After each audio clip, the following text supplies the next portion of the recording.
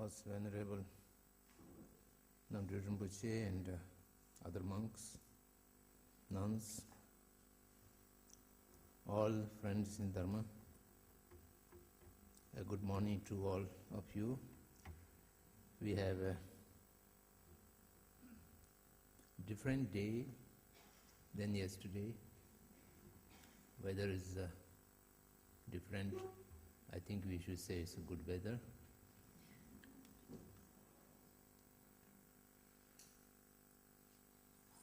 Today is the fourth day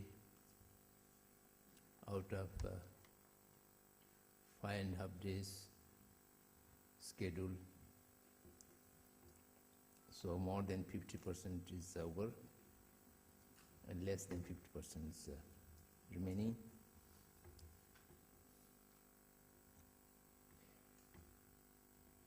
In other words, you have put up, you have tolerated me for 3 full days and yet another 2.5 days to go.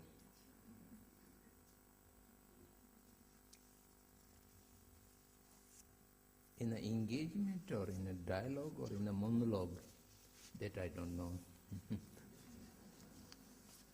It may be different with each of individuals. Some people might be engaged with me. Perhaps I was able to engage with someone.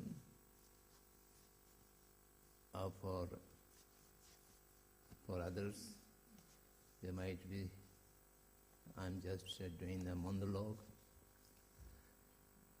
Anyhow, this is the way of life all over the world, particularly in a contemporary world.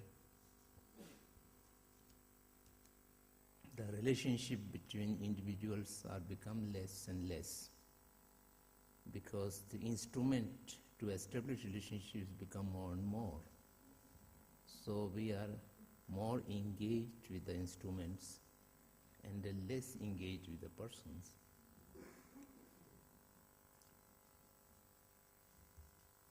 Fortunately, I do not able to use any instruments. That's a good thing.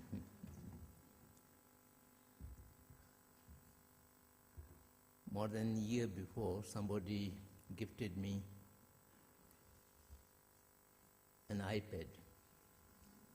So I never able to learn how to operate it. So still it's lying without any work. And in the beginning, he told me that I can carry the entire Kanjur and Tenjur in that small instrument and I can read everywhere. But it is difficult for me how to find out the exact test out of it. So he tried to teach me 3 times and finally failed and gave up. So I thought better to read the Pothis, the books directly, instead of all these instruments. We have tried to talk about the philosophical concepts of Vibhashikas, Sutrantikas, and then yesterday a little bit of Vijnanavad or the Chitmatrata.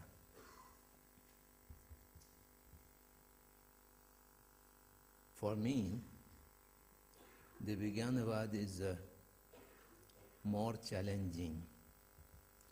The concepts of Vijnanavad do not digest in my mind. I can repeat, I can talk about it, but I do not have any internal realization what they are talking about. So therefore, it was a challenging task for me. So I am talking from the texts or from the literature half of them I do have certain understanding, half of them I just repeat the words and without any understanding. Therefore, I cannot expect you should understand me because it is unfair. I myself do not understand properly, then how I can expect you to understand it. But later on, you may be able to understand it with help of your Guru Yoga practice or some other help of spiritual practices or engagements. This is a hope. Yesterday, we introduced to the Vijnanavad's jargon, their technical terminology, the three representations. The conceptually imputation, the dependent phenomena, and the thoroughly established phenomena. Parikalpit, Partantra, and Parinishpan, the original words of these three. And they divide everything, every existing thing into these three categories. And the entire Vijnanavad canon is always referring all the three or one of these three. So we have to be very familiar with this term, this terminology. And then yesterday we also little bit discussed how the Vijnanavadins interpret the concept of dual truth, two truth, the ultimate and the relative truth. And they blanketly says that conceptual imputation and the dependent phenomena, these two should be put within the category of relative truth, and the entirety of the thoroughly established phenomena in the category of ultimate truth. And in the ultimate truth also there are two categories. The first is the concept of the common concept of the selflessness of person, the negation of singular, permanent and independent self, and then also the negation of substantially and self-operatively existence self. These two are, although within the category of ultimate truth, but this is the ultimate truth in the name, not in reality. The real ultimate truth in accordance with the Vijnanavad is the selflessness of Dharma in accordance with the Vijnanavad position. Vijnanavad and Madhyamika, they differentiate these two categories: selflessness of phenomenon, the Dharma, Niratma, and selflessness of the person, the Putugal Niratma, the two categories. Until now, the Vivashikas and Sutantikas do not refer to Dharma Niratma, the phenomena selfless, because for them, Shunya or Niratma means only the void of the self, of the person, not the phenomenon. Vigyanvad and Madhyamik, they make two categories. The first is selflessness of person, and the second is the selflessness of Dharma. So these are basic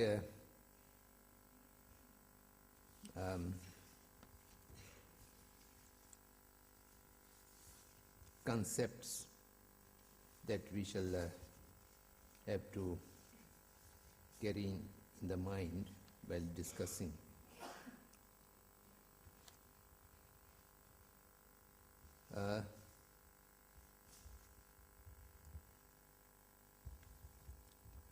I think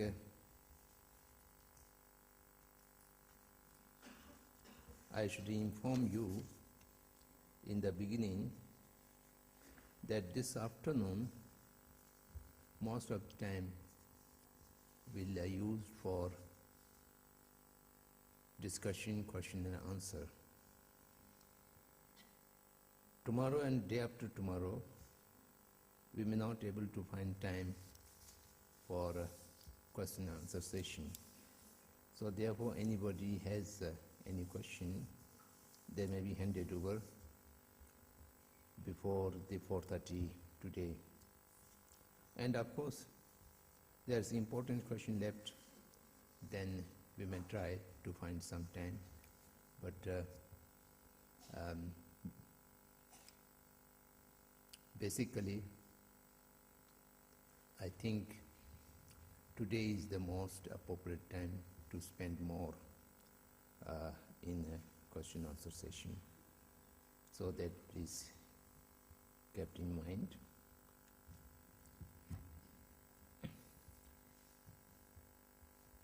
So now discussing the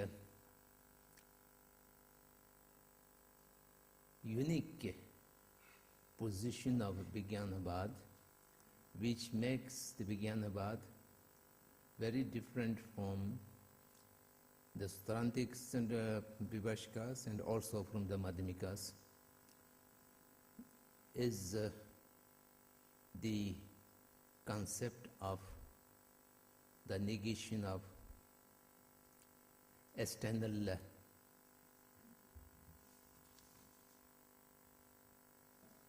phenomenon or external object. In the Tibetan language it is Chidun, in Sanskrit it is Bayarth. Baya means outside, Arth means subsistence. What is external object?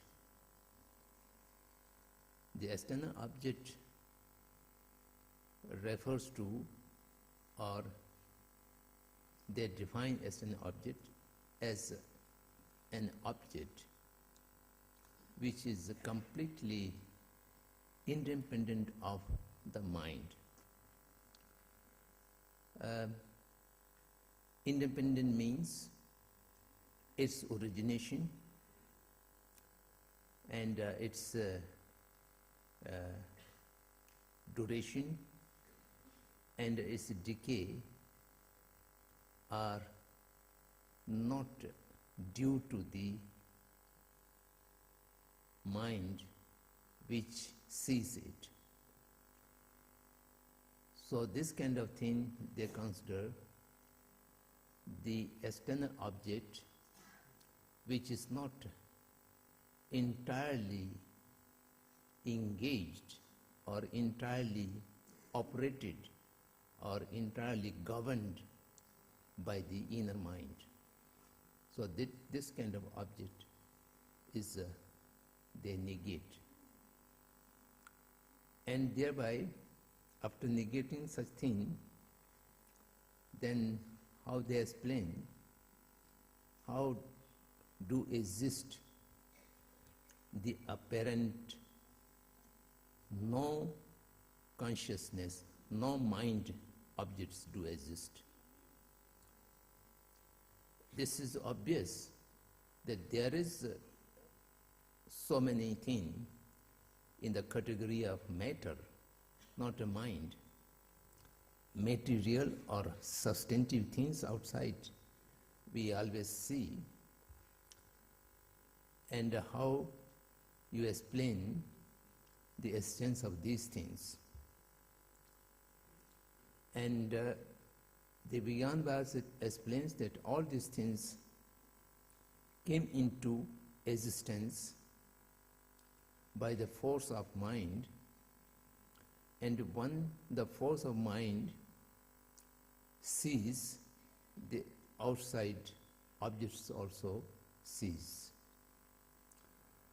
The cause for generation of outside object is within the cause of arising the mind. That means a karmic force, a karmic seed, which give a rising to a mindset which have a subject of external existence. For example, the eye consciousness, which sees a color.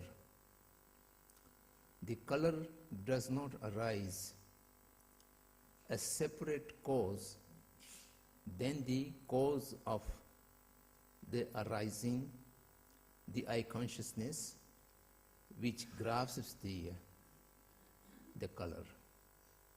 And the color and the eye consciousness, who is seeing the color, does not have a separate material, separate substance.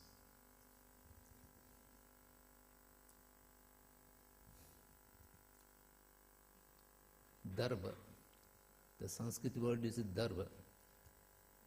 We have translated the darva satta as substantial existence, or darva siddhya, also substantial existence. But when we talk about the sim darvas, it is a substantial existence, I don't know, is correct? Ze thade mimbe ze titarve, sumzim mi shitang su nivuti, ze thade mares ladukala, ti zeti a substance. No other words, yes, we have to use this. Zesu trupa, zesu yuva, that's, I think, more easy to use the substantial or substantive existence. But ze chik zethade, the meaning is the same, but when using the language, anyhow we shall use this. So there's no different substance between the color and the eye consciousness, which is seeing the color. Both of these are come out of a seed which is in the continuity of the mind of the person. So this is called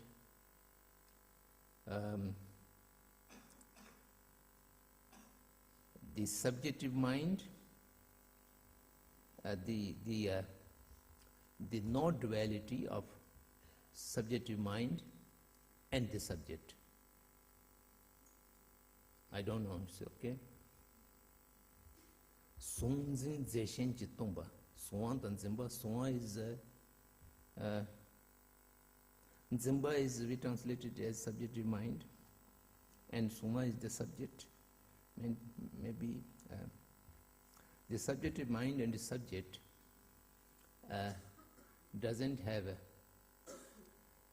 a duality, or doesn't have a substantive existence or substantive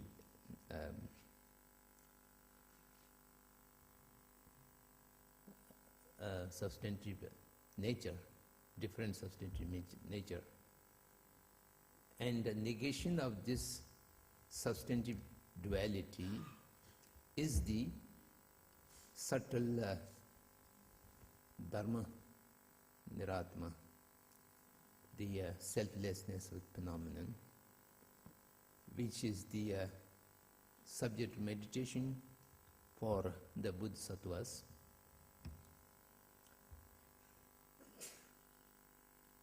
And which is not able to understood by the Saravak people in the Hinayan who is practicing for Arahanthood or Patik Buddhahood. They do not understand this subtle Dharam Niratma. They only meditate on the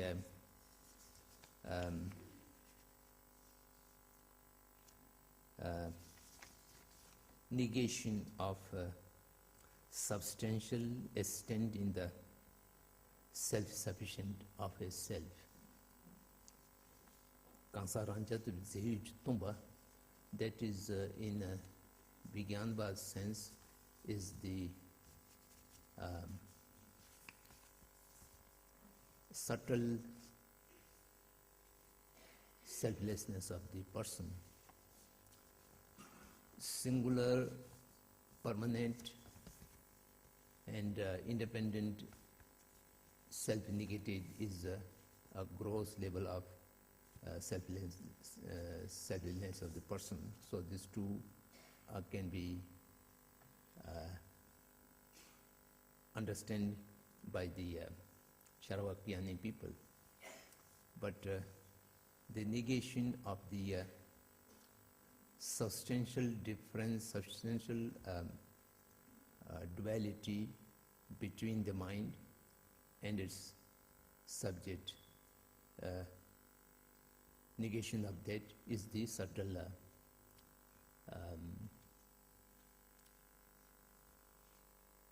selflessness of the Dharma, and which leads you to the eradication of both of the obscures, the defaultment or diluted mind, and as well as the obstacle for having the omniscient mind. So Bodhisattvas practice on this thing. So this is one part of the subtle dharam niratma of the Vigyanbad. And they do not stop there. They have another thing which is also in the category of dharam niratma, that is negation of the subject of a thought which exists in self-characteristic. Songzin towe shinyu rangisen truba. That deals with the not perceptional mind, but it deals with the mind in the thought realm. All the phenomena which are perceived or conceived by mind in two different ways. The first way is to see, to hear, to smell. That's direct perception of sensory mind. And also there is a direct perception of inner mind as well. We talk about the direct perception of yogas and a direct perception of the self-realization, direct perception of the Vijnana, but mostly without sensory objects, deals with the sensory mind. When your eye consciousness looks into a form or to a color, there is a perception. The color appears to the eye organ, and that eye organ transmits that appearance to the eye consciousness, and eye consciousness sees it without any confusion, without any mistake, because the time, the space, the form, the color, the shape, whatever exists on reality, that is being perceived by the eye consciousness. The perception means no no illusion or no confusion. There's no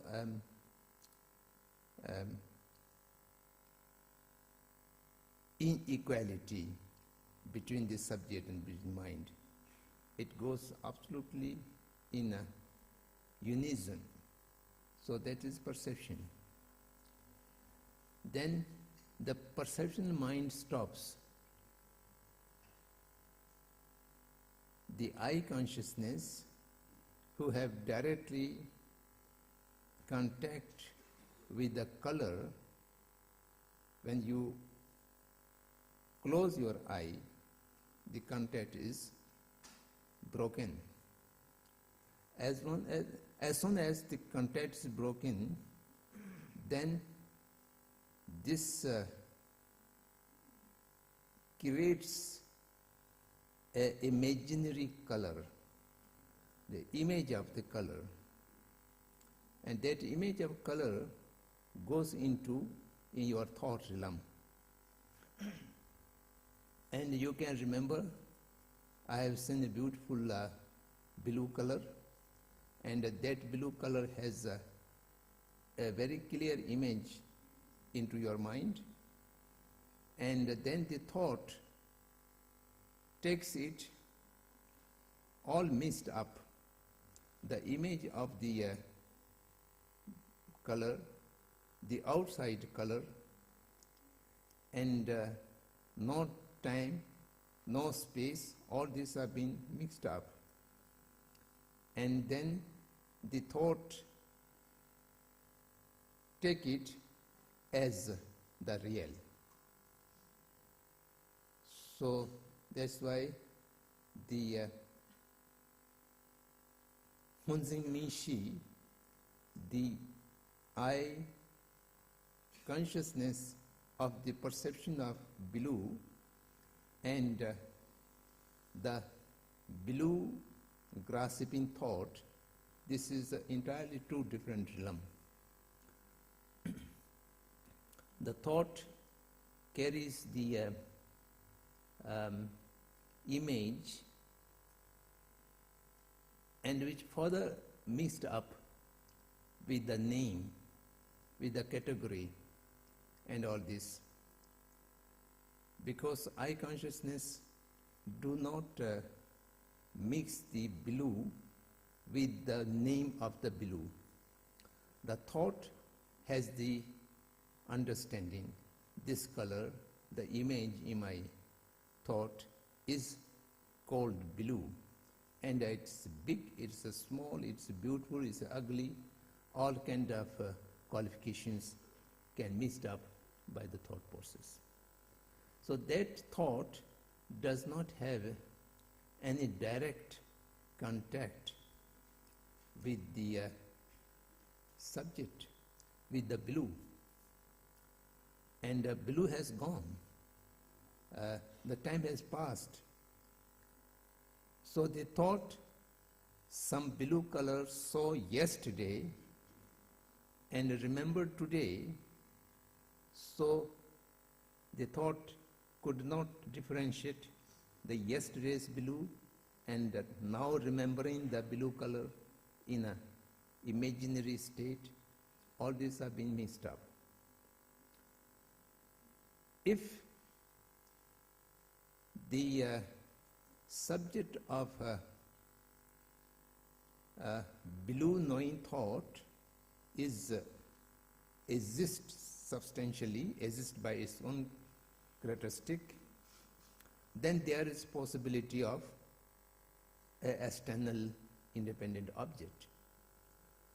So to reduce the possibility of external subject exist by its own characteristic, they negate the existence of such an object before the thought exists substantively or exists by its own characteristic.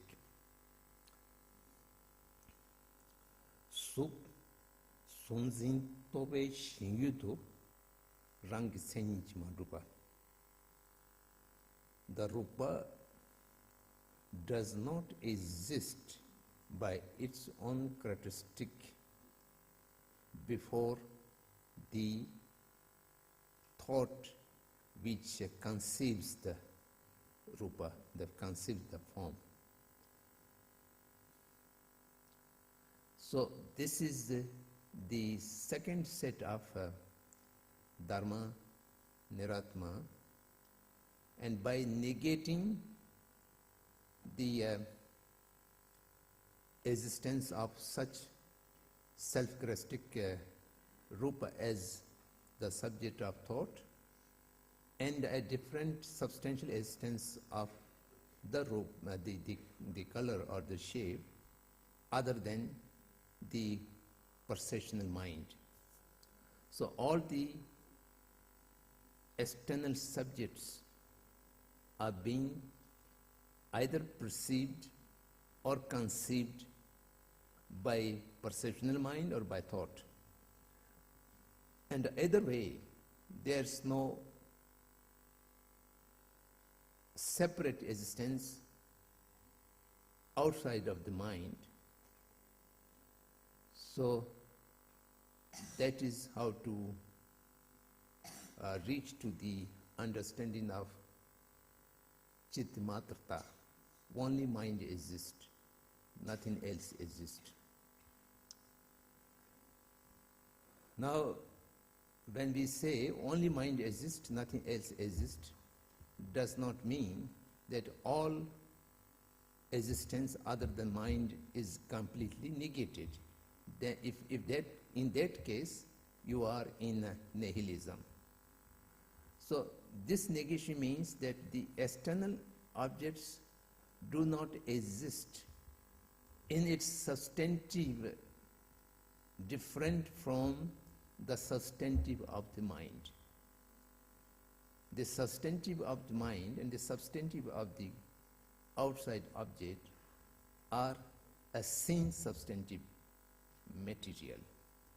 Sin substantive material created by the karmic force,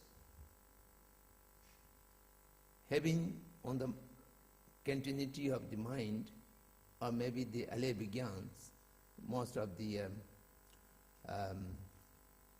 Argam Anyai Vigyanvads, the scriptural followers of Vigyanvads do accept a separate mind, the seventh mind and the eighth mind, to carry the pacha, that means the seed or the stream of the karmic force, and from there a karmic force has a potential to creating a mind which perceives outside object, and that very cause has simultaneously just creation of the mind, it also creates the outside.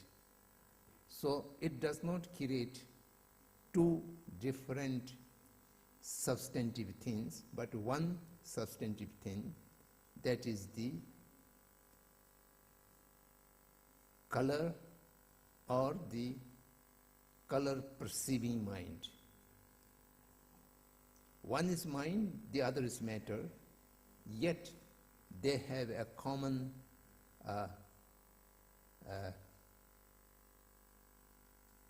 common dharma, common substantive material. So it's difficult to understand, but it is the Biganba's concept. It has been argued very largely to prove this. There are more than 100 different logics and arguments, but we cannot go in these details. But I'm telling the conclusion drawn by the Biganbas, how the entire universe exists. The entire universe exists as a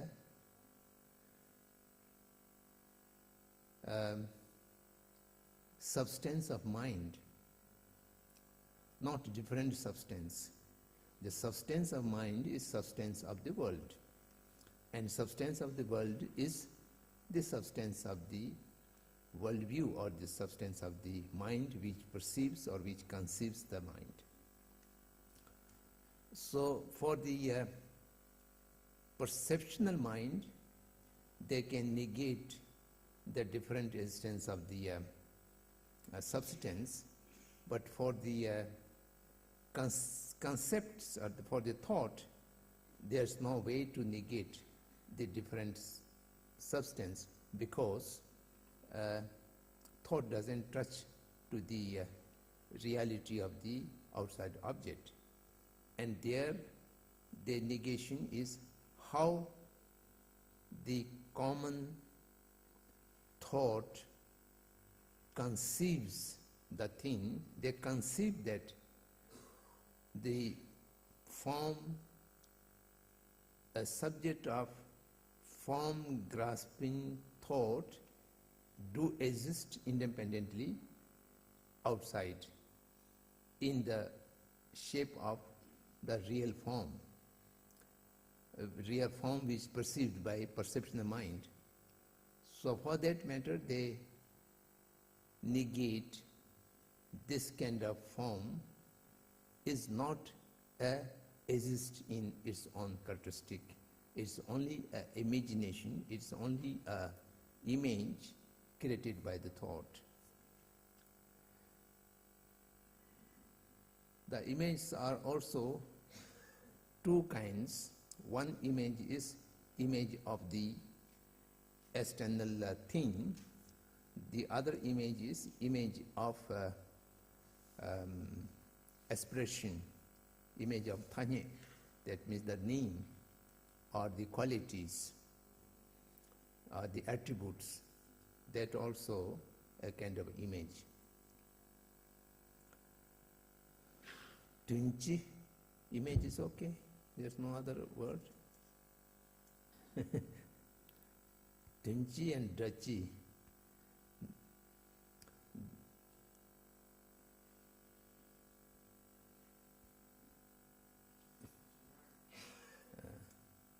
In Sanskrit, it's very easy. Arth samanya.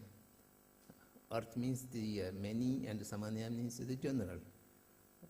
But in English, I find it difficult to coin a word. For convenience of conversation, we just say image. It may not be very confusing. Generic image. Oh, generic image. Okay. Generic image is a good word. Yes, generic means it could not differentiate the reality and the image, and the time and the image,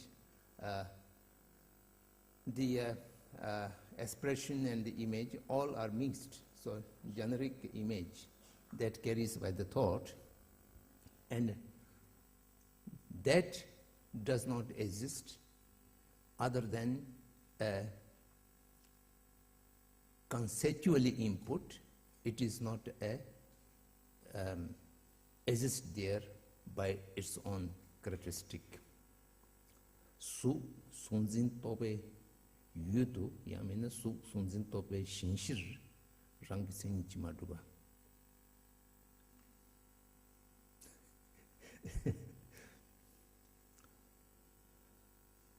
Okay, we shall leave up to this, whether something communicated or not communicated.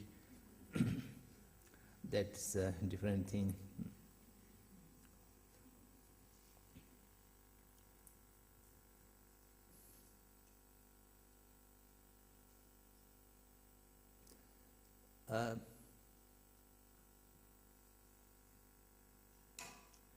This kind of thinking, the entire external things are either created by mind or even not created by mind, but it is a projection of mind. There are a number of philosophical thoughts in India and perhaps in the Western philosophical traditions also. I am not making a comparison, but what I am saying is to give absolute importance to mind, this kind of aptitude, this kind of way of thinking exists in many ways. And in Buddha's teachings also you will find, even not belonging to a philosophical disposition, but in a general advices like Dhammapad, the Buddha begins that the entire phenomenon is a nature of mind.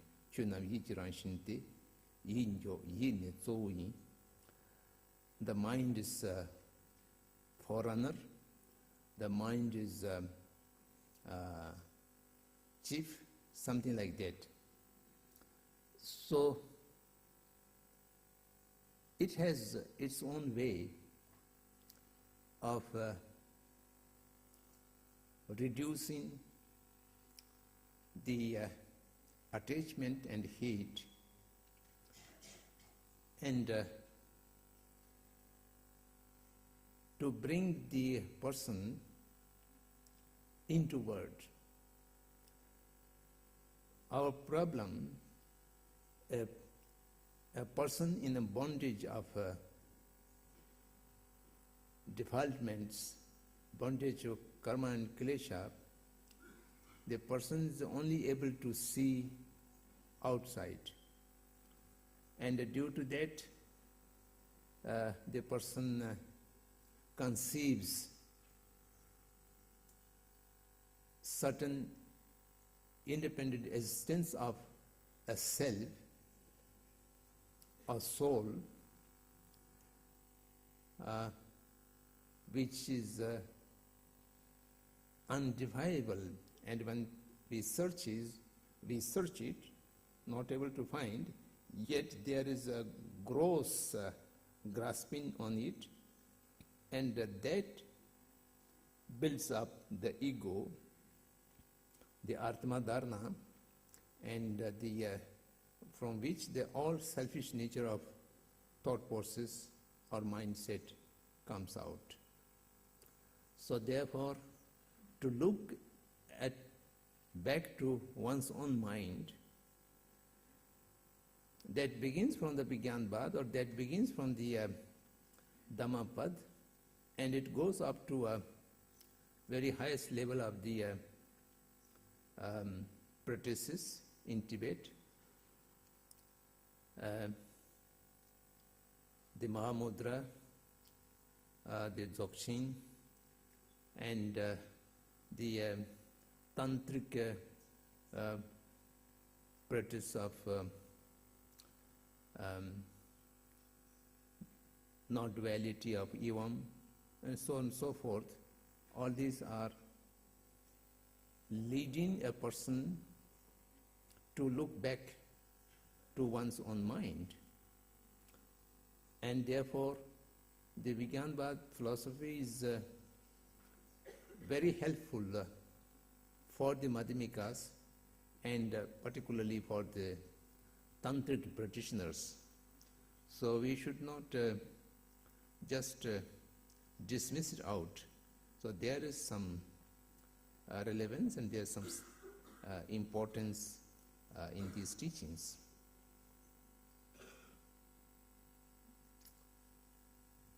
So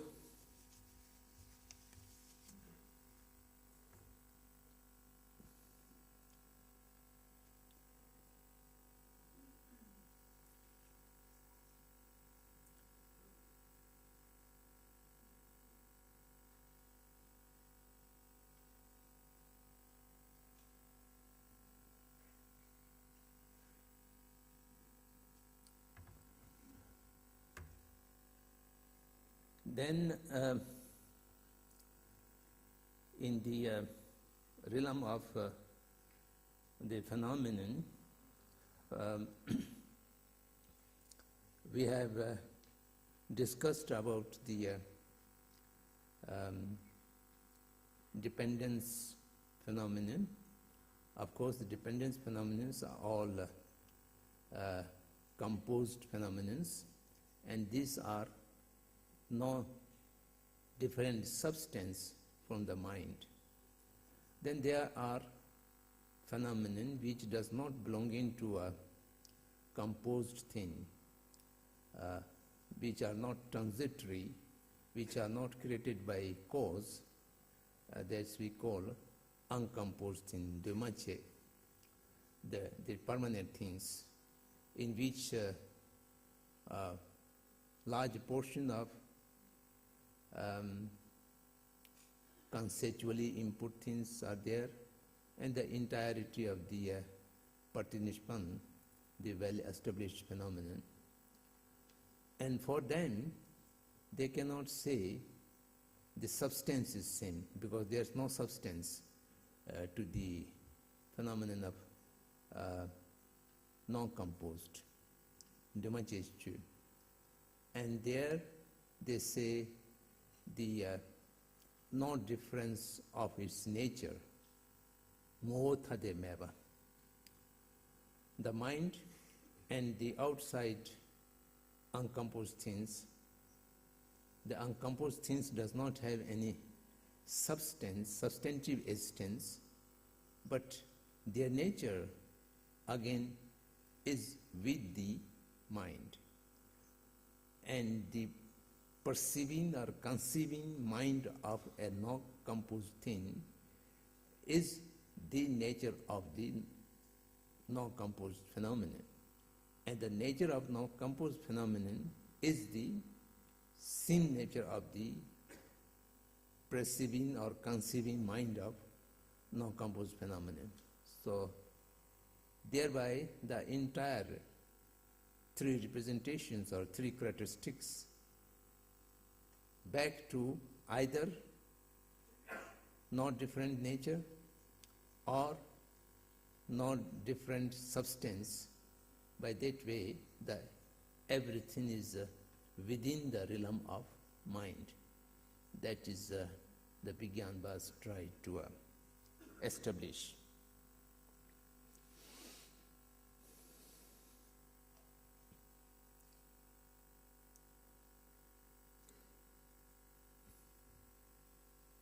So usually the term they use for phenomenon niratma is nitung chitte kunani, void of two or void of separation, and that kind of the reality, the truth, is the, in their sense, the shunyata, the selflessness of the phenomenon, the Dharam Niratma, and which is to be meditated and to be perceived by the Bodhisattva path holders. And we have discussed about the interpretation of Prajnaparamita Sutra on the basis of three no naturally existence of the three different categories. On this basis, the Buddha have taught the entire teaching of Prajnaparamita. So, I think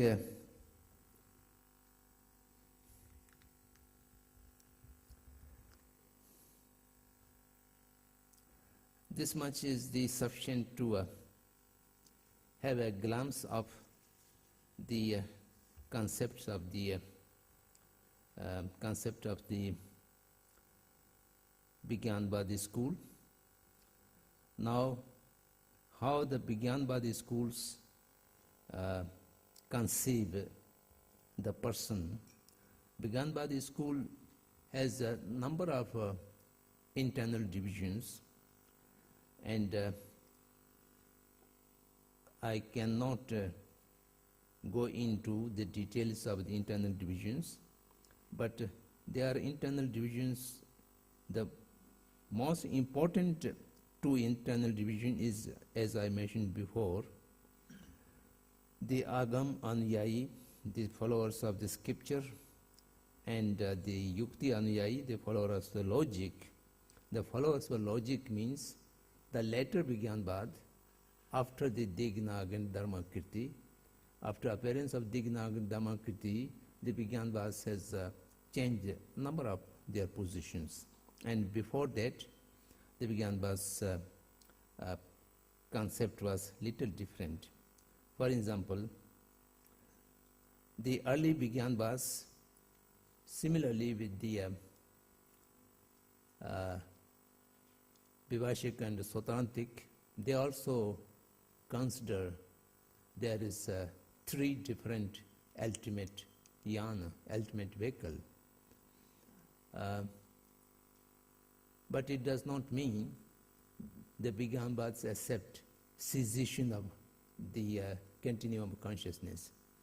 They do not consider when Sharavaka Arahants enter into no-residual liberation, their consciousness remain, continue, but they just stay in the concentrated mind of the nirvana. And then they also differentiate in that two categories. Some of them can awake and re-enter into the Bodhisattva marg and Bodhisattva path and can achieve Buddhahood. And many of them permanently remain in the meditative state of in the nirvana. Both of the Arahantas and Patik Buddhas, they consider like that. Of course, they do not accept cessation of the continuum of consciousness. Otherwise, there are certain group which can go only up to Arahanthood or Patik Buddhahood, and they will not enter into the Bodhisattva path. And very few of them will enter into the Bodhisattva path, or many Bodhisattva path qualified people enter into the Bodhisattva path directly, not through the Sharavaka Yan. So this is their position. That also important to to know. Then, according to the later Vijnanavads, the rational followers of the Vijnanavad, they agree with the other schools. The consciousness is only 6. 5 sensory consciousness and 1 mental consciousness. and that suffices to everything. But the early Vijnanabad, the Agam Anuyayi, they talk about 8 different set of consciousness, apart from the usual 6 consciousness. They conceive a 7th one that is called Alaya Vijnan. Alaya Vijnan, I think we have find some word for English. Foundational consciousness, a mind basis of all. Foundational consciousness,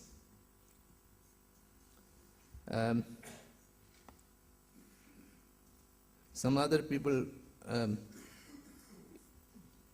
translated universally foundational mental consciousness, or mental consciousness that serves as foundation for all. So this, why they have to think about this? When they make this kind of a foundational mind, then they also have to put the 8th one, that is Nui, a consciousness of default nature. So by this way, they talk about 8 set of consciousness in individuals. This become necessary because they are very much emphasizing in the Vijnanabad school about the storage of the seeds and the carry of the seeds, and then re-energizing the seed to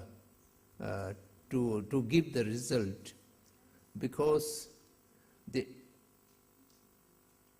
subject and the mind shall have to be curated by the seed which is imprinted on the continuum of the consciousness. And if they do not accept other than the Manovigyan, the mental consciousness goes with different ways. Sometimes mental consciousness become positive, sometimes mental consciousness become negative, sometimes mental consciousness become neutral, according to the combination of Chetasiks, Sinjung la Karasigra Injil Kayor Simta Sinjung.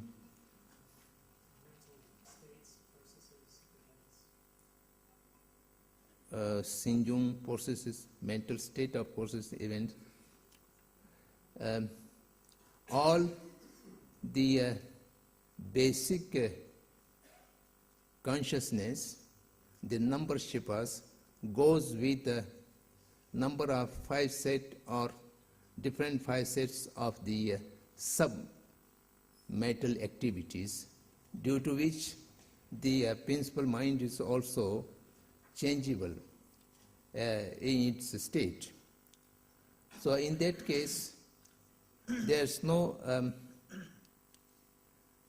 assurance to preserve the seed and carry the seed. So they thought there should be a 7th state of mind, state of consciousness, which always remain neutral and which can always remain alive even in a state of unconscious state, during the deep sleep or during the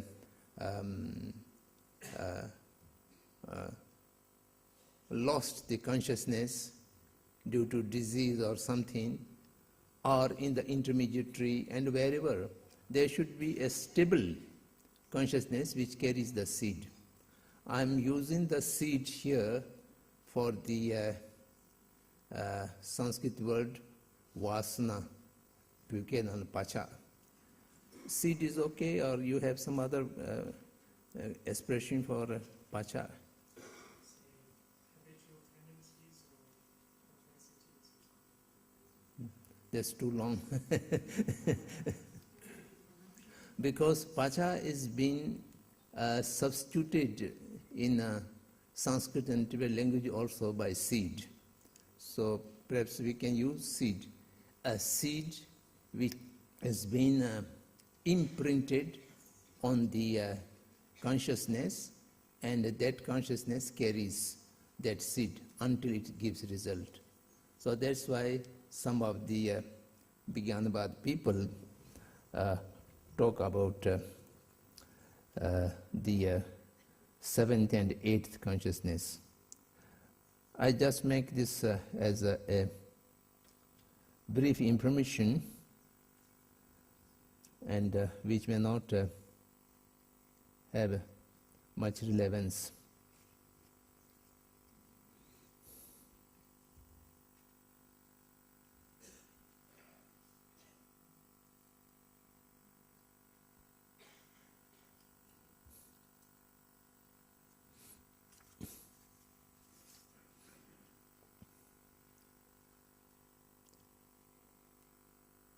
The negation of external existence or external object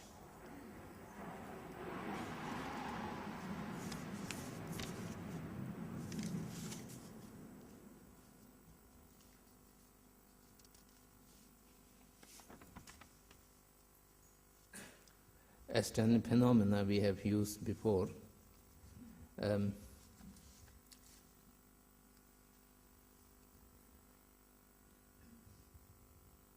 Gives an idea to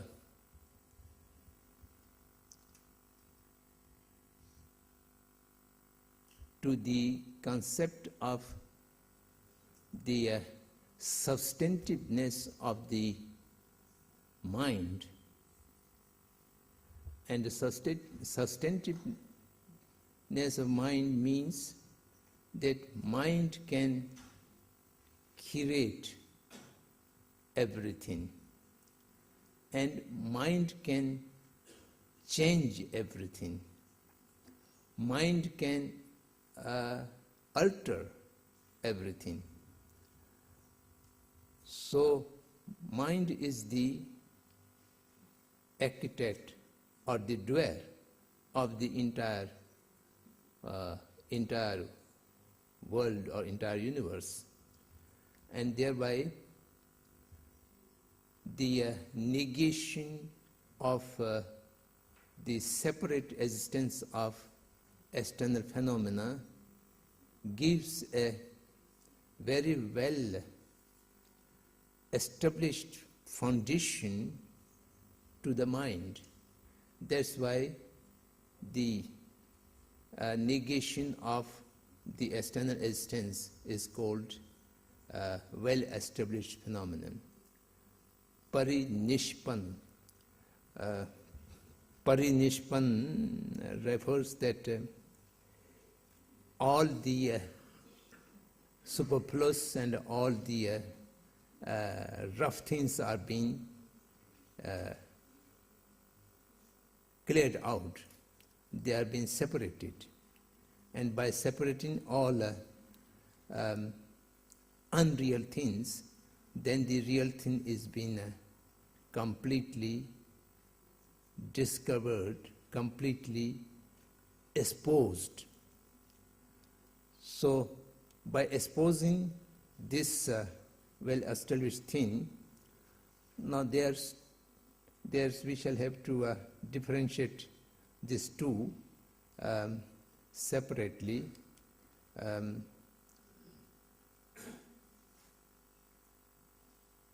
The dependent phenomenon For example, we take the color. The color, negation of color's existence substantively different from the color perceiving mind. The negation and the color, this is not one. The negation of the separate existence is in the nature of uncomposed. That is the parinishpan. And the parinishpan of the color. Each material of a dependent phenomenon has a accompanying of a well-established thing on it. So this two is not mix up. One is in the nature of composed thing, and its nature of non-duality is a different thing. The nature of non-duality is only the negation. When our mind perceives a thing which is a nature of dependent phenomenon, the same accompanied by a thought, that is, the thought conceives or grasps that the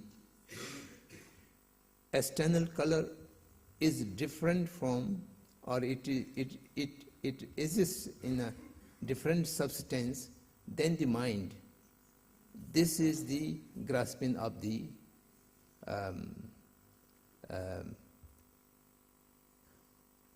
Atma on phenomenon, the self on phenomenon. And that is the first portion of the dwelling Patinasampan.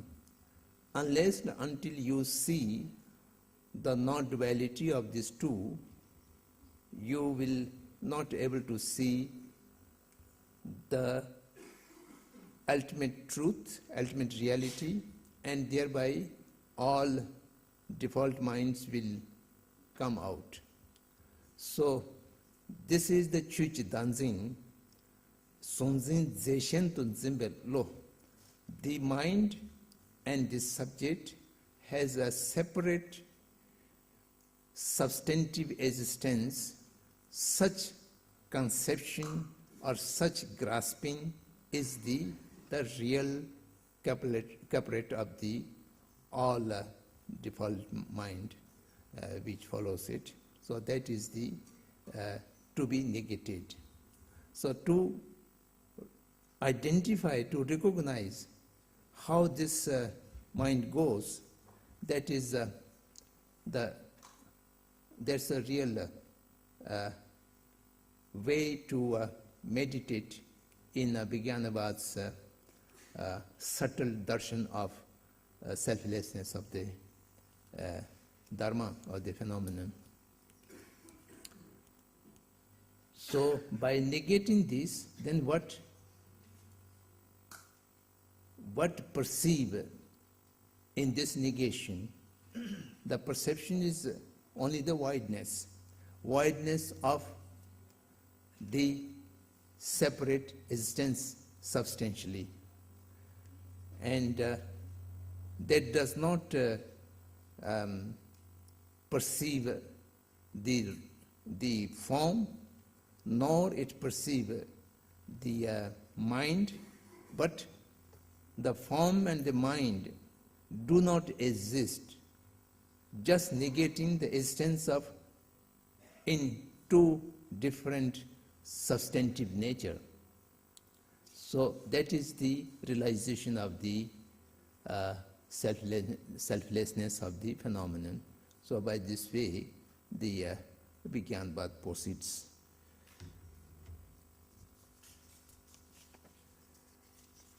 Then the position of Vijnanabad in the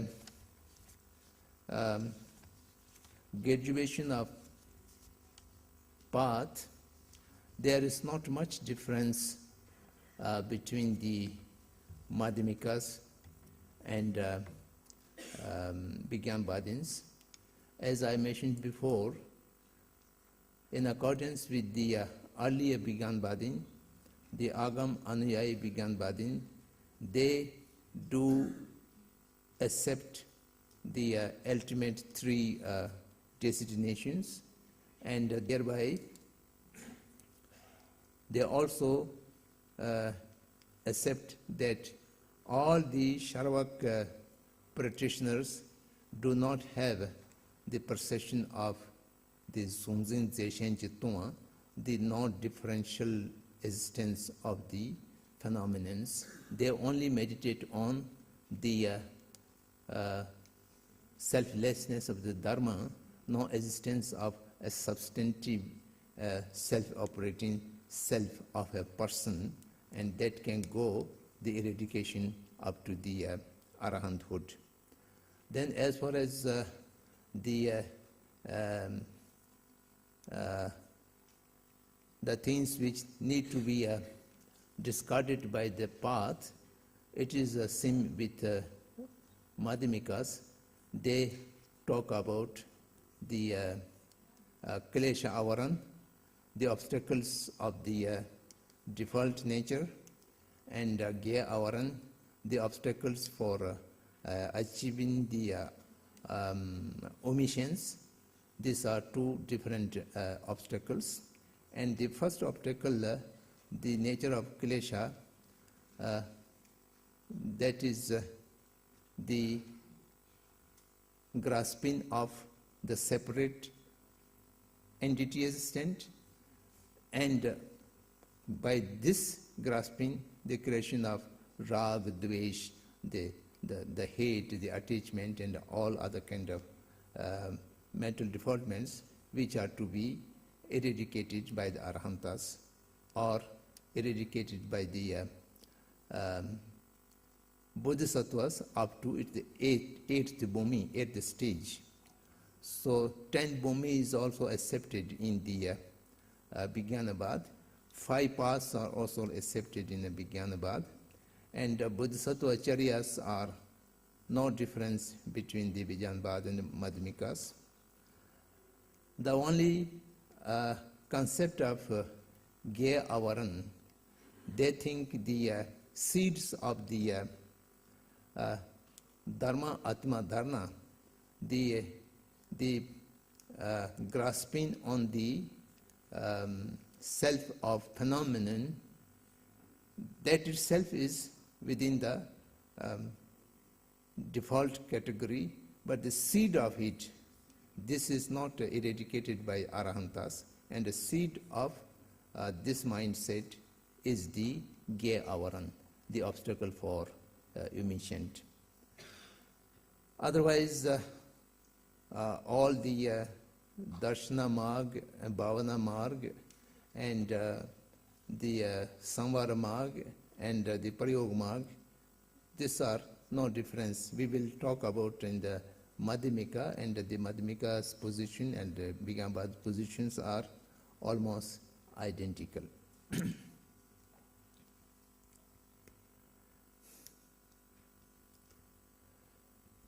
Having said that, now we shall try to sum up, because it is, I was not able to present you in a very systematic way, so I will try once again to make a very compact statement about Vijnanabad.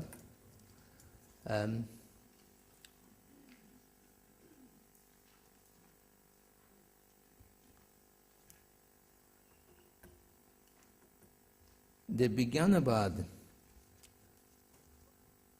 insist to prove that all phenomenon must be exist from its own side or its own nature. If something do not exist by its own nature, then it cannot exist. This is one basic point. Rangunya Tupa. I think we have given these terms: objective existence or existence from its own side. Subhata Siddhi. All the three categories, the Kunta, the Shawan and the Yundu, all these, either they are not exist by its own characteristic or not, but all of them exist from its own side. That is one position. And similarly, all of them exist by inherent Ranshinchituba. Subhata Siddhi. It is there by its own nature, or it's by inherent. So this makes Vijnanabad viewpoint of existence different from majority of the Madhyamikas, and particularly the Prasangik Madhyamikas. Rangunya Tuba, Rangshinchi Tuba, existence from its own side and inherent existence. These two are very difficult to negate up to Sotrantik Madhyamika position.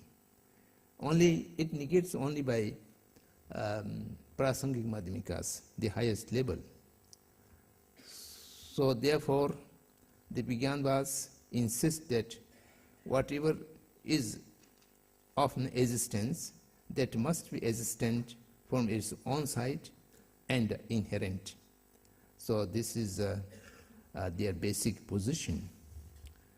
And then there's another thing, Dimbar Tupa, to be truly established or truly exist. Satya Siddh, ya Satya Sata.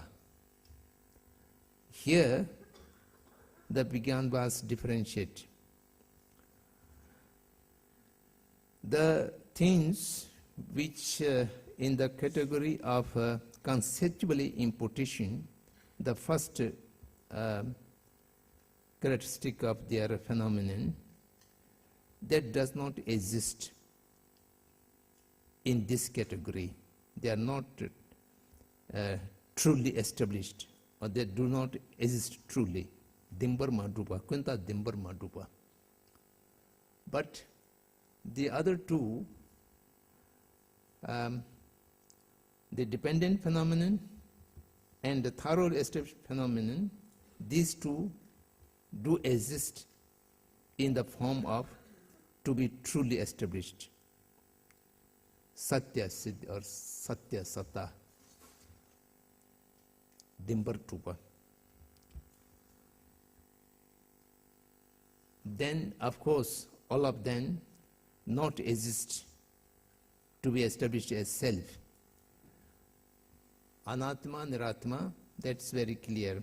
So nothing is within the category of Anatma.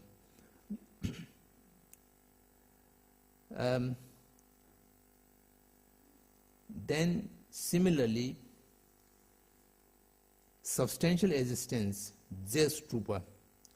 In that category, again, the Vijnanabad says, the first one, which is a conceptual imputation phenomenon, that does not exist in substantial existence, and only the second one, dependent phenomenon, that exists in a substantial existence, because substantial existence is identified with the composed thing, transitory thing.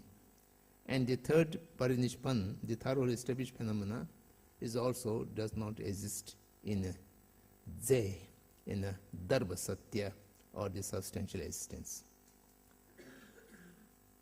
So, by this way, they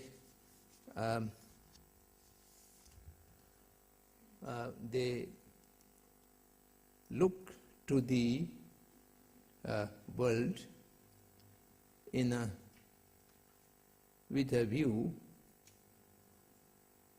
if things negate existence of by its own side, or existence of inherent, then they do not able to establish an existence. Existence is very much combined with existence of inherent or existence of by own nature. So that is the basic problem, other than the prasangik madhyamikas. We have all human individuals have the very sense of fear that if these things are negated, then how we shall establish an existence of person who goes from bondage to the liberation, or who carries the karmic force and who experiences the result of karma, and so on and so forth. So the nihilism is the fear, so they do not want to enter into nihilism. So therefore all existence are being insist to be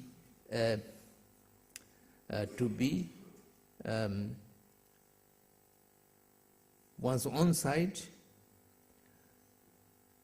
and inherently existence. Then as far as the truly existence is concerned, they can be differentiated. And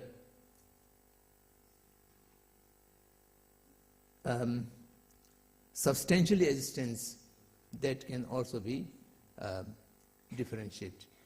So this is their viewpoint to look into the things, how they do exist.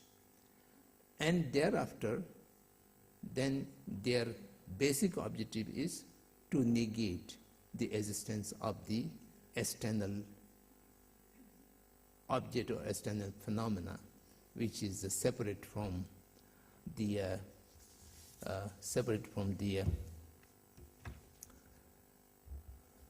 source of mind.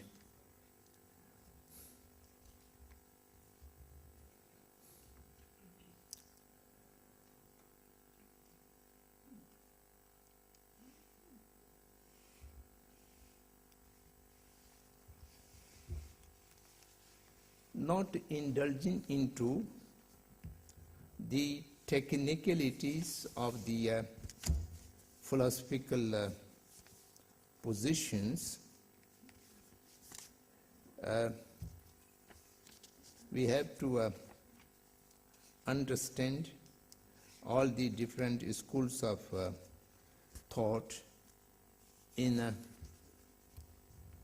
a basic framework of Buddhist outlook. In the basic framework of Buddhist outlook is that whatever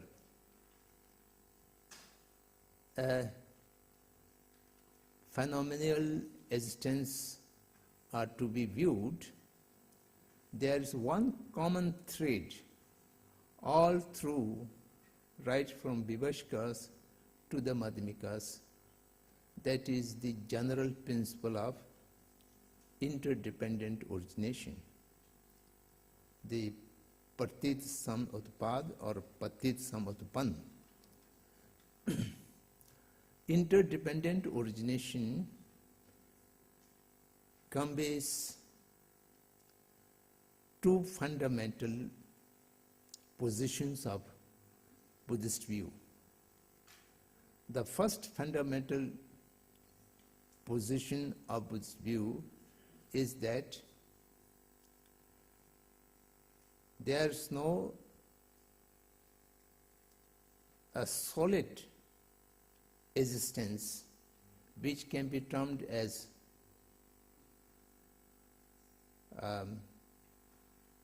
a self, as a Atma.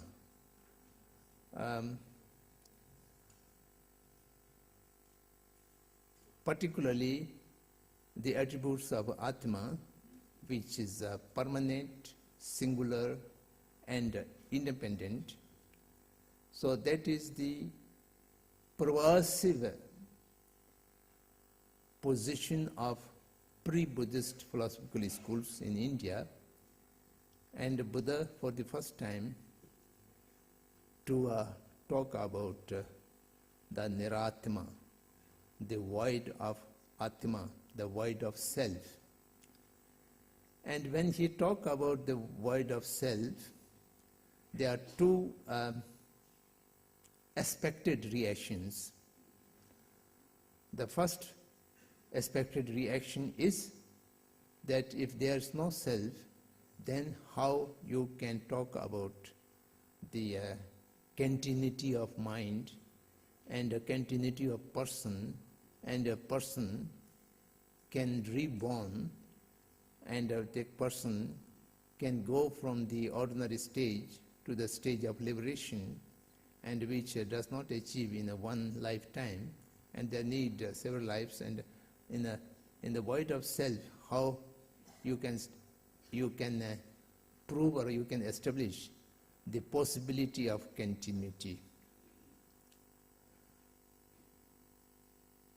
And the second reaction is that then if there's no existence of self, then how a person can be identified. This is Devadatta and this is Yagdatta, are two different individuals, and both of them void of self. Then how an individual can exist? And that means a negation of all system of causality. So this is the reaction of the non-Buddhist people.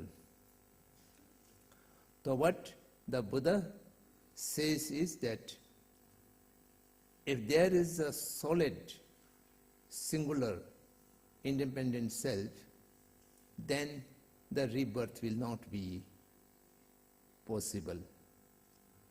The rebirth is possible because there's no such a self. And the counter-argument is like that. If there is a solitary and independent and unchangeable self, then how it goes from time to time, there's no journey, there's no possibility of getting one stage to other stage, because all these are depend on changing. Such concept of self denies the feasibility and the possibility of changing. So possibility of changing can only be established if there is no solitary or no independent or no unchangeable self. On the contrary, things arise from a principle of causality, interdependent origination.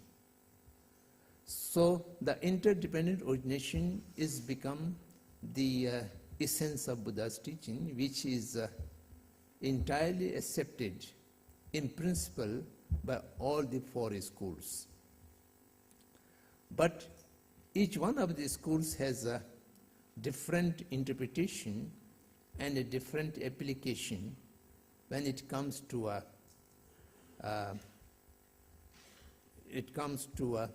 define what is the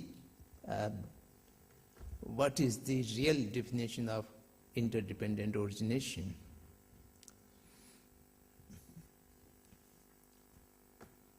So,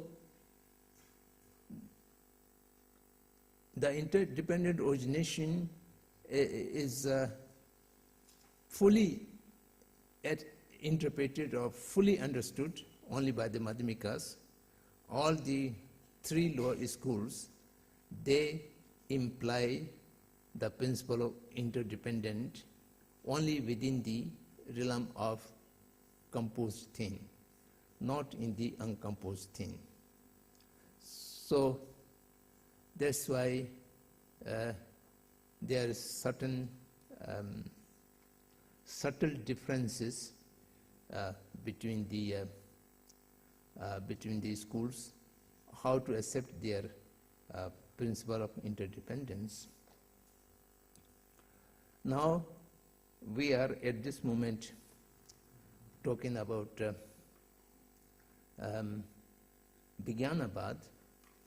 The Vijnanabad basic definition of interdependency is being applied between the mind and matter, or mind, the subject of mind. And the subject mind is very much dependent on the mind, and mind is very much dependent on its own causes. And by this way of causality, the external reality cannot arise, because the external reality has no capacity to create a cause,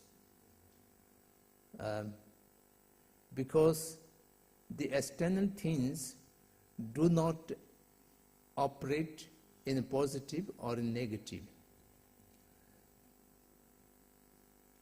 Karma, action, or the karmic force is only an activity of mind. It's not an activity of matter. The mind can go in a positive way, in negative way, and in neutral way, and due to which the mind initiates action, and by initiating action, the mind accumulates the karmic force, good, bad, and in between. So, mind is the only who can accumulate the karma, or who can act the karma.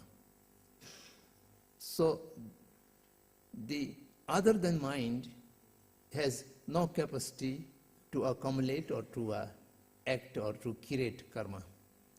And whatever movement, whatever transitory, whatever changing which occurs in outside objects are all entirely depend on the change and activities of the mind. It's therefore, mind is the center to operate the principle of interdependency. And interdependency always comes back to that capability or that force which has the capacity of thinking, capacity of recognizing, capacity of reacting, or capacity of discriminating. So, thereby, the mind is only in capacity to accumulate, to create something as apparently of a matter or apparently of a external phenomenon. But the entire external phenomenon is of the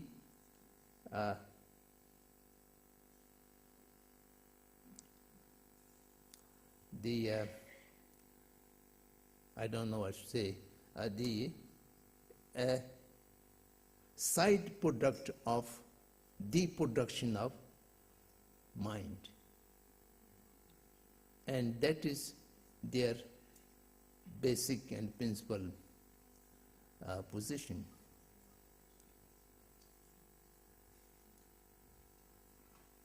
And by this way, the Vijnanabad scholars has interpreted entire canon, entire Tripitak in their own way. For example, the Parjaparamita Sutra, as we talked yesterday, are being interpreted in Trandun, to be differently understood, not literally. And by that way, the entire Parjaparamita Sutra, which is commented by Acharya Maitrinath in Abhisamaya Alankar. Abhisamaya Alankar has three very comprehensive commentary, which entirely commented on from the Vijnanabad position. So therefore, the entire path and stages and the way of practice of Bodhisattvas can be talked and can be understood and can be practiced in the Vijnanabadi way. It cannot be interpreted by Vivashikas and Stantikas, but Vijnanabadin can take the entire Buddhist canon, entire Mahayana Sutras can be commented in their own way. So that's why Vijnanabad is been classified in the category of Mahayana philosophy.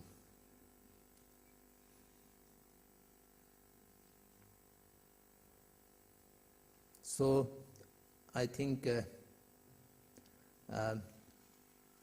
we can stop here discussing about the position of Vijnanabad. Now the next stage is to enter into the Madhyamik philosophy. Madhyamik philosophy is the final, or perhaps is the highest philosophy within the Buddhist canon. In general terms, the philosophy which was promoted by Acharya Nagarjuna is called Madhyamik philosophy. Otherwise, each one of the philosophical schools, from their own way, they consider their philosophy is the middle path philosophy, the Madhyamik philosophy. The term middle path or the Madhya Marg is firstly used by Buddha himself in the first Dhammacakra Pravatana, which we were talking in the very beginning. And in that Madhyamika Patpada,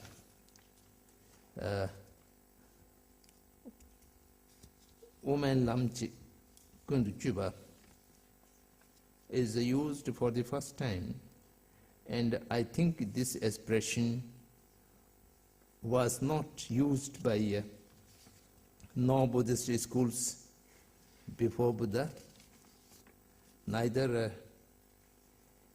it was used in any treatises of the non-Buddhist schools. The first usage of Madhya Marg is not referring to a philosophical school or for any kind of relating to a darshana or a viewpoint. It was referring to ethics or human behavior. Why Buddha need to talk about the middle way? His 5 attendants or his 5 companions who used to have with him at Bodh Gaya when he was doing fasting and a very rigorous kind of practice. And then when he gave up the rigorous kind of practice, in Sanskrit called tapasya, Buddha gave up his tapasya, his very rigorous way of meditating or practicing. He take food, the Siddhartha took food, and then Siddhartha took bath and refreshing his body. Then these 5 disciples thought, now he cannot achieve anything since he was doing rigorous practice for the last 6 years, and he was not able to attend the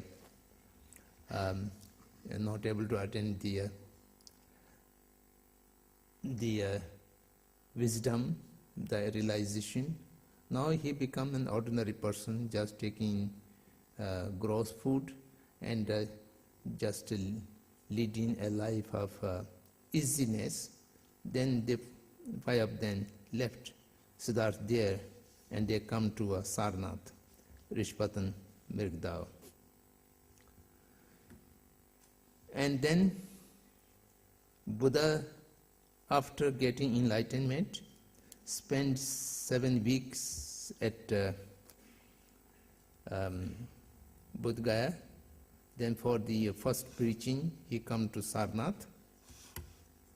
And at that time, the 5 of them have their internal agreement. Now that Siddhartha is coming, who have given up the practice of Dharma, and he is now a loose character, so we shall not welcome him. We shall not give him salutation. We shall not give him a place to sit. We shall not talk to him. So that kind of agreement they have done.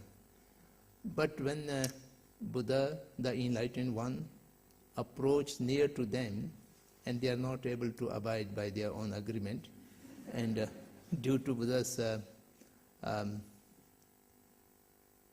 very enlightened appearance influenced them, and they immediately rose up, and somebody gave a sitting arrangements, and somebody welcomed, and somebody says, how are you, and so on and so forth. In their mind, the first question was, he seems to be very special, but how he can achieve such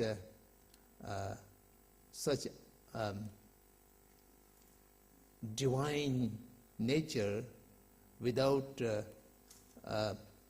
rigorous practice? Did he achieve enlightenment, or he just come without achieving enlightenment? And to this inquisitive mind, then Buddha told them, the enlightenment cannot achieve by rigorous practice, nor by indulgence. The enlightenment can be achieved by adopting a middle way behavior. There are two ends. One is indulgence into sensory pleasures. The other is to adopt absolute torture to the body. And these two ways cannot achieve. You shall have to detach from the indulgement, and you should also do not torture your body by rigorous practices. And within the middle path, you will be able to achieve the enlightenment. From this conversation, then the middle way or Madhya Marg is become a Buddhist important terminology, and which is used by everyone. And later on, it is used for the philosophy which avoids all the ends or all the extremes. Basically, the end of substantialism or the end of nihilism. The Uchhed Ant and the Shashwat Ant. Shashwat Ant means to consider everything is truly existent. And the Uchhed Ant is the nihilism Ant is to consider nothing is exist, even in a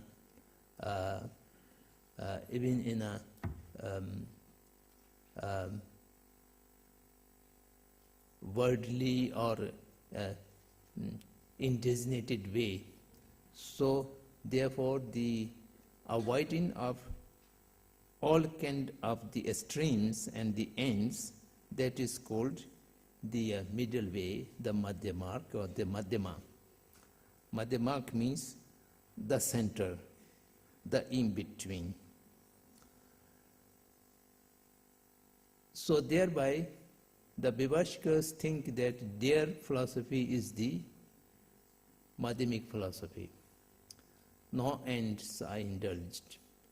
And Sutantika think in that way, and Vijnanabad also think in that way. So therefore, when they refer to the Nagarjuna's philosophy, they do not say the Madhyamikas. They always say the proponents of the no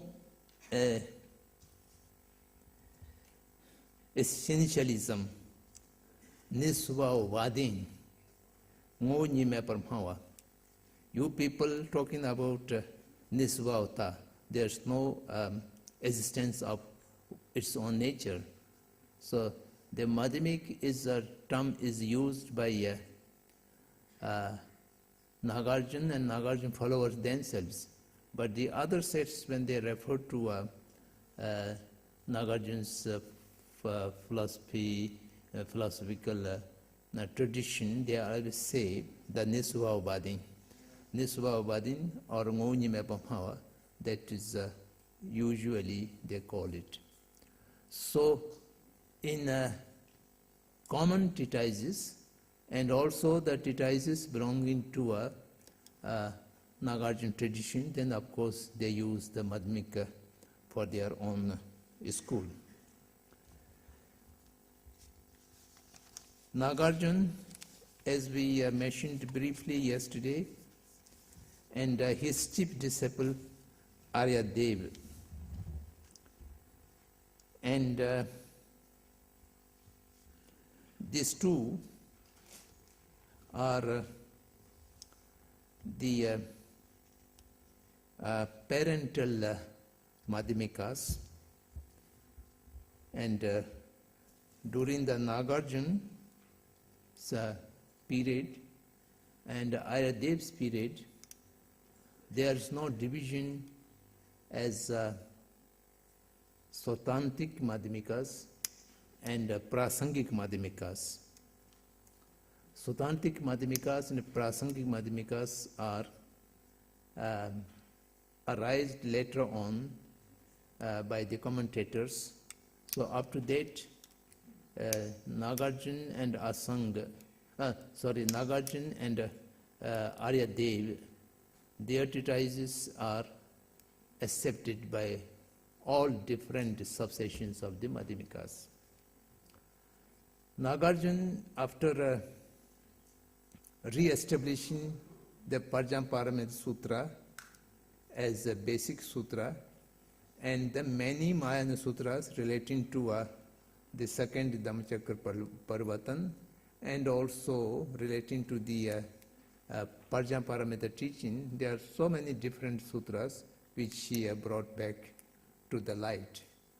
And then he wrote very extensive commentaries, and among them the most famous is his 5 treatises or 6 treatises. Sometimes we call it 5 treatises because 5 of them exclusively dealing with the shunyata, dealing with the philosophy, not on the part of the path and the practice. So Madhyamik Mool Karika and Ripa Tuchupa, Yutishtak, Yutishasht, and Tuni Dinchipa, Shunita Saptati,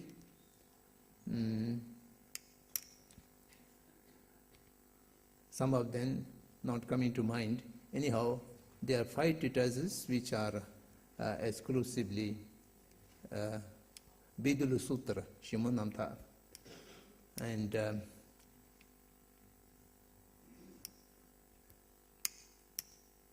Damanta Vivanga, Chunyi Namji, and this is 5. And the 6th is the Ratnavali.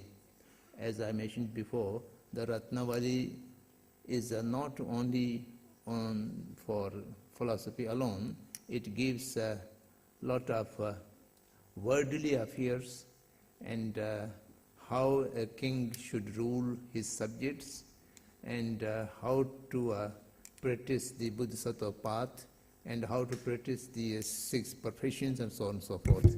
So this is the 6th one. These are the direct commentary to the Paramita Sutra. Then also Nagarjuna wrote a lot of treatises relating to Ayurveda, and a lot of treatises relating to Tantrayan, Vajrayan, and he also wrote a number of treatises relating to various techniques and technological work, so on and so forth. Nagarjuna's works are so very extensive. So Nagarjuna is considered to be the first propounder of the Madhyamik philosophy in India. The time is over, so we shall stop here, and in the afternoon session we shall discuss on various questions. Thank you.